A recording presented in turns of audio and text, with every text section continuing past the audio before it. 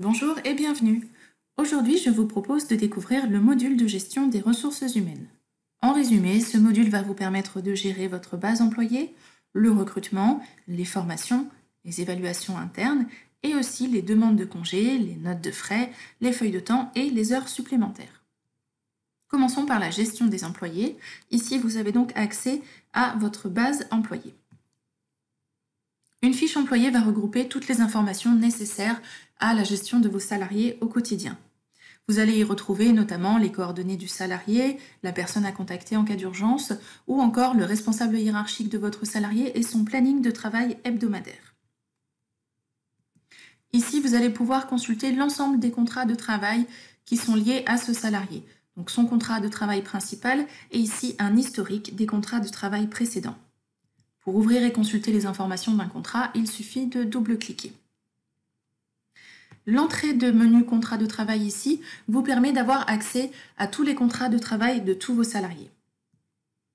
Vous noterez qu'un contrat de travail peut être lié à un modèle de contrat de travail qui va vous permettre de générer une impression pour pouvoir ensuite faire signer ce contrat. Par ailleurs, sachez qu'Axelor intègre un plugin DocuSign qui vous permet de gérer les signatures électroniques, notamment des contrats de travail, de façon sécurisée et avec une valeur légale. Si nous retournons sur la fiche employée, ici, vous avez donc accès à un compteur de congés. Les types de congés sont facilement configurables par vos soins. Les valeurs qui sont indiquées ici seront ensuite reprises sur les demandes de congés effectuées par le salarié, qui ont également accès à l'application, mais via les menus Compléter ma demande de congé et Toutes mes demandes de congé. À savoir que les demandes de congé peuvent parfaitement être faites sur mobile grâce à nos applications dédiées disponibles sur iOS et Android. Lorsqu'un salarié saisit sa demande de congé, il va choisir un motif et à ce moment-là, la quantité disponible va s'afficher automatiquement à l'écran. Ensuite, le salarié va renseigner les dates et une fois envoyée, la demande de congé, comme vous le constatez, va suivre un workflow de validation. Ici, il s'agit d'un workflow de validation standard, mais il est tout à fait personnalisable.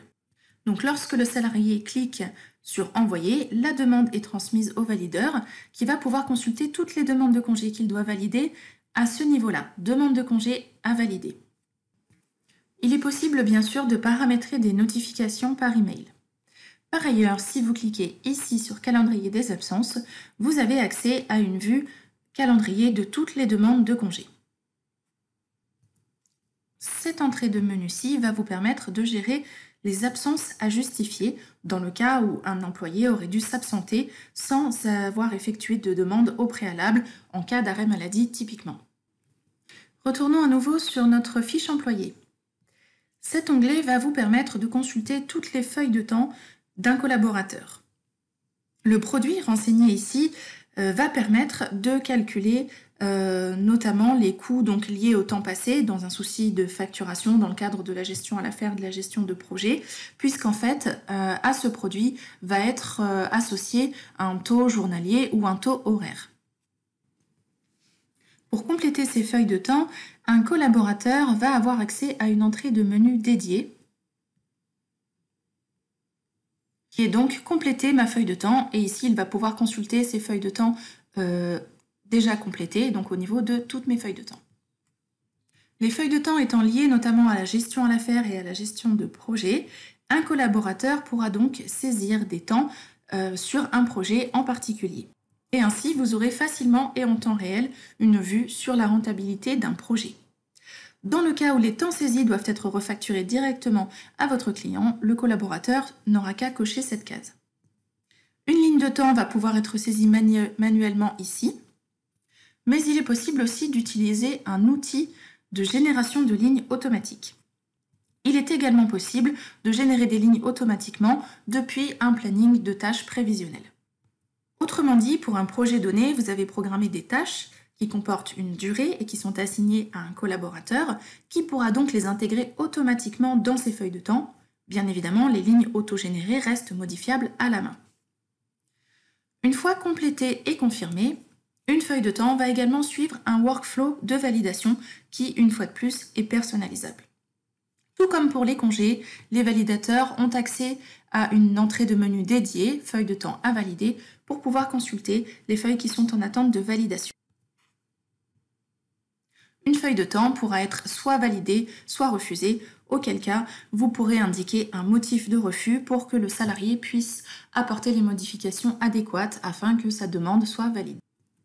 Il existe également une fonctionnalité qui permet de chronométrer les temps passés sur les tâches.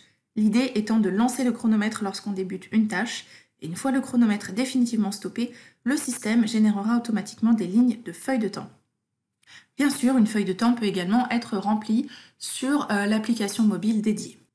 Le système vous permet également de programmer des relances automatiques pour tous les collaborateurs qui n'auraient pas complété leur feuille de temps ou qui auraient commis des erreurs de saisie, comme par exemple qui auraient saisi 10 heures sur une journée de travail qui doit en compter seulement 8.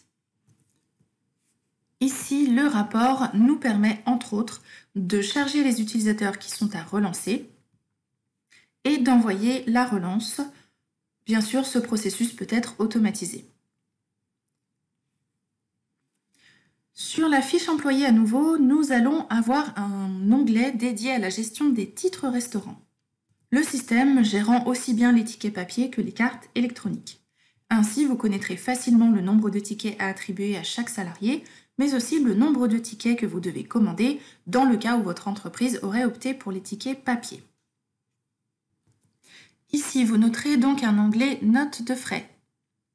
À savoir que pour compléter une note de frais, un collaborateur va avoir accès à ce menu Compléter ma note de frais et pour consulter ses notes de frais passées et en cours, il aura accès à ce menu Toutes mes notes de frais. Tout comme pour les congés par exemple, les notes de frais pourront également être saisies depuis l'application mobile. Ici, vous pouvez saisir donc des frais généraux qui peuvent être liés à un projet en particulier et soit venir impacter directement le budget du projet ou encore être directement refacturés à votre client. Bien sûr, les types de frais sont facilement paramétrables. Vous pouvez facilement joindre un justificatif à votre note de frais, soit donc en pièce jointe ici en cliquant sur le trombone, par un simple glisser-déposer par exemple, ou encore si vous utilisez l'application mobile, vous pourrez directement prendre en photo votre justificatif qui sera joint automatiquement à la note de frais concernée. Il est également possible pour vos collaborateurs de venir saisir des frais kilométriques, sachant que la puissance fiscale du véhicule va être reprise automatiquement en fonction du véhicule qui est configuré sur la fiche employée à ce niveau-là. Comme vous le voyez, notre note de frais va également, comme les demandes de congés par exemple, suivre un workflow de validation. Le ou les validateurs vont retrouver les notes de frais qu'ils ont à valider ici. À noter que si vous utilisez également le menu comptabilité et également les ordres bancaires, donc les notes de frais vont pouvoir générer directement des écritures comptables et si vous utilisez les ordres bancaires, le système peut créer automatiquement un ordre de virement à l'attention de votre salarié. Les valideurs de notes de frais vont pouvoir recevoir directement des notifications par email, ceci dû à un simple paramétrage. Accelor va permettre également de gérer tout ce qui est primes attribuées à vos salariés. Les demandes de congés, d'heures supplémentaires, les notes de frais et les primes sont des variables de paie qui vont venir donc impacter la préparation de la paye. Donc comme vous le voyez, la préparation de la paye est parfaitement gérée dans Accelor. En revanche, vous ne pourrez pas depuis notre système générer un bulletin de paye. C'est la raison pour laquelle Accelor peut tout à fait et très facilement communiquer avec des logiciels dédiés tels que Silae, Nibelis ou encore Sage. Accelor vous permet également de gérer votre recrutement. Ici, vous allez pouvoir créer et enregistrer toutes vos offres d'emploi.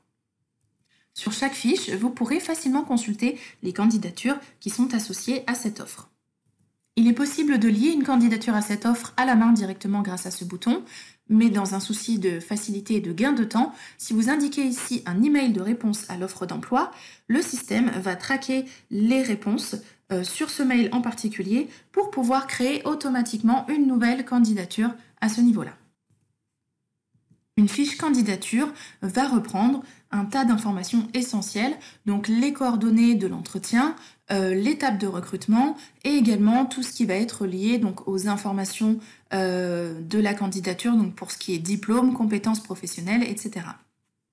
Renseigner des compétences professionnelles ici va notamment avoir un intérêt lorsque vous allez chercher un candidat avec des compétences bien particulières. Vous allez pouvoir effectuer des filtres et des recherches sur votre base employée pour faire ressortir immédiatement les profils les plus adéquats. Vous noterez que depuis une candidature, vous allez pouvoir facilement créer de nouveaux événements, donc ça peut être un entretien physique, un entretien téléphonique, sachant que si vous effectuez les paramétrages adéquats, ce type d'événement peut venir automatiquement alimenter votre agenda. Vous pouvez également envoyer un email d'invitation au candidat directement depuis la solution. L'avantage premier de cette fiche candidature est donc de pouvoir centraliser toutes les informations et de suivre pas à pas l'évolution de cette candidature. Vous noterez qu'à partir d'une fiche candidat, si vous déclarez le candidat comme embauché, le système va générer automatiquement une nouvelle fiche employée sur laquelle seront repris certains éléments pertinents de la fiche candidature. Parmi ces informations, le système reprendra notamment les compétences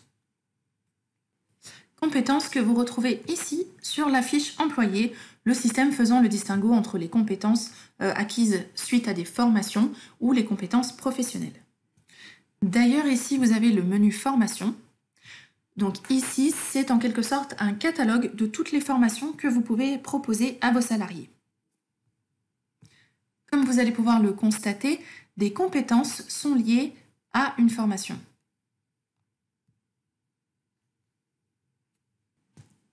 D'ailleurs, ici se trouve le module de gestion de la formation. Donc ici, cette entrée de menu va correspondre à un catalogue de toutes les formations que vous pouvez proposer à vos collaborateurs. Donc dans le contenu de la fiche formation, vous allez voir que des compétences sont associées à ces formations, ce qui fait que lorsque votre collaborateur aura suivi une formation, les compétences viendront incrémenter directement l'onglet compétences du salarié en question. Donc également sur la fiche information, on va retrouver le programme de formation. Grâce à la gestion des droits utilisateurs qui est très précise dans Axelor, vous allez pouvoir indiquer qui a le droit d'accéder au catalogue formation.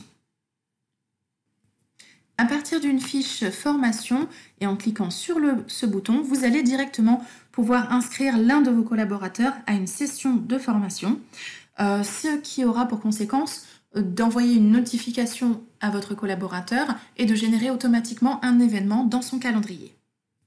À l'issue de la session, le collaborateur pourra donc indiquer qu'il a bien suivi la session de formation et pourra également donner une note, une appréciation à la formation. Enfin, sur la fiche employée toujours, vous allez trouver un onglet dédié aux évaluations internes, notamment les évaluations annuelles. Donc ici, vous retrouvez facilement un historique des évaluations de votre collaborateur. Le module évaluation va permettre de configurer des modèles d'évaluation, comme celle-ci, donc, qui est un modèle d'évaluation pour un entretien annuel.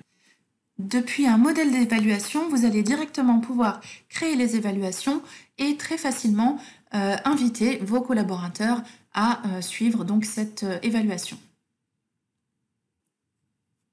Le formulaire pourra donc être directement rempli en ligne. Donc ici, il s'agit d'un formulaire standard. Bien sûr, toutes les données sont personnalisables. Donc ici, il s'agit d'un formulaire d'entretien annuel que nous avons créé pour la démonstration, mais les formulaires sont totalement personnalisables par vos soins. Une fois l'évaluation terminée, elle sera donc indiquée comme réalisée et viendra automatiquement compléter l'historique des évaluations sur la fiche de votre collaborateur. Ainsi, vos évaluations sont totalement dématérialisées et un historique est conservé et facilement accessible depuis la fiche employée. Nous en avons fini avec ce tour d'horizon de notre gestion des ressources humaines. Comme vous le constatez, il s'agit d'une solution complète et collaborative qui permet une vision globale de vos collaborateurs et une centralisation des informations dans un environnement sécurisé. Je vous remercie d'avoir suivi cette présentation et vous dis à bientôt pour une prochaine vidéo. Et bien sûr, n'hésitez pas à vous abonner à notre chaîne YouTube